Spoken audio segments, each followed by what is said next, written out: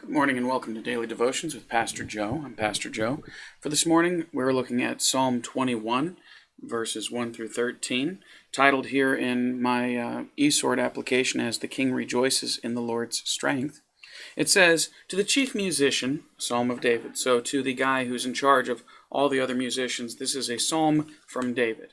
"The king shall joy in thy strength, O Lord, and in thy salvation. How greatly shall he rejoice! Thou hast given him his heart's desire, and hast not withholden the request of his lips." Selah. Think about that. Well, let's think about that. You've given him his heart's desire and haven't withholden the request of his lips. Haven't held back from what the king has asked for God to do. Think about how great it is whenever you come to God and you have a request to make, when you have something that you need, or even sometimes something that you just want, and God doesn't hold back. He gives it to you. Those are great times. Those are wonderful things to be blessed about, and we should be testifying about that when we get to church. Verse 3, "For thou preventest him with the blessings of goodness. Thou settest a crown of pure gold on his head. He asked life of thee, and thou gavest it to him, even length of days forever and ever. His glory is great in thy salvation. Honor and majesty hast thou laid upon him. For thou hast made him most blessed forever. Thou hast made him exceeding glad with thy countenance. For the king trusteth in the Lord, and through the mercy of the Most High he shall not be moved." Amen. "Thine hand shall find out all thine enemies. Thy right hand shall find out those that hate thee. Thou shalt make them as a fiery oven in the time of thine anger. The Lord shall swallow them up in his wrath, and fire shall devour them. Their fruit shall thou destroy from the earth, and their seed from among the children of men. For they intended evil against thee.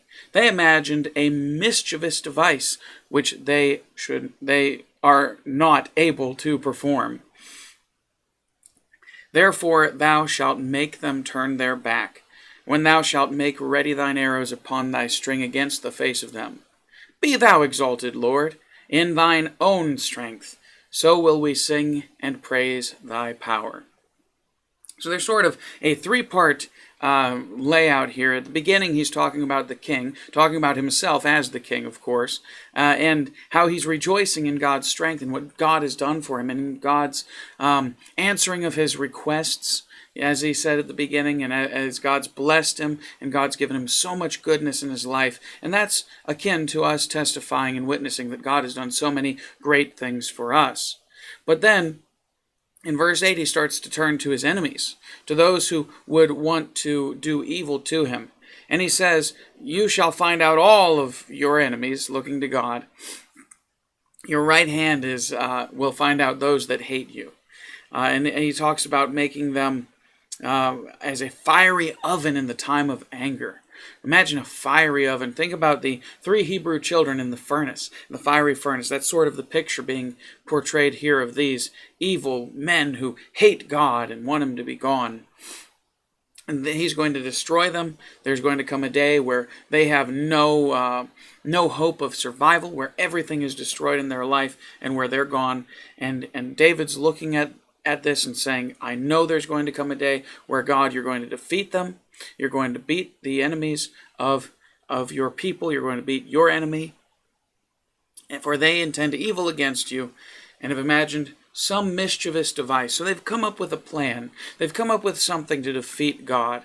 And yet they're not able to do it. They're not able to overcome God. No matter what they do, even the best of devices they can come up with, even the best of plans that the world can come up with, are not going to defeat God and take him out of the picture. Think about in our country today, in America, where the government has taken out prayer out of churches and taken the Bible out of, or not out of churches, out of school, taken prayer out of school, taken the Bible out of school, taken trying to take prayer out of the courthouse and out of the inauguration and out of all of these other things, trying to take God out wherever they can, taking the Ten Commandments and tearing them down in the courthouses. Just all of this, trying to tear God out wherever they can. They've got this sort of a haphazard plan to just rip God out of everywhere they can, but ultimately they will fail. Ultimately, God will succeed and be victorious through it all. There will come a day where we will look back and we will say, "Be thou exalted in thine own strength, O Lord." Which is the third part of this psalm, just the last line, "Be thou exalted."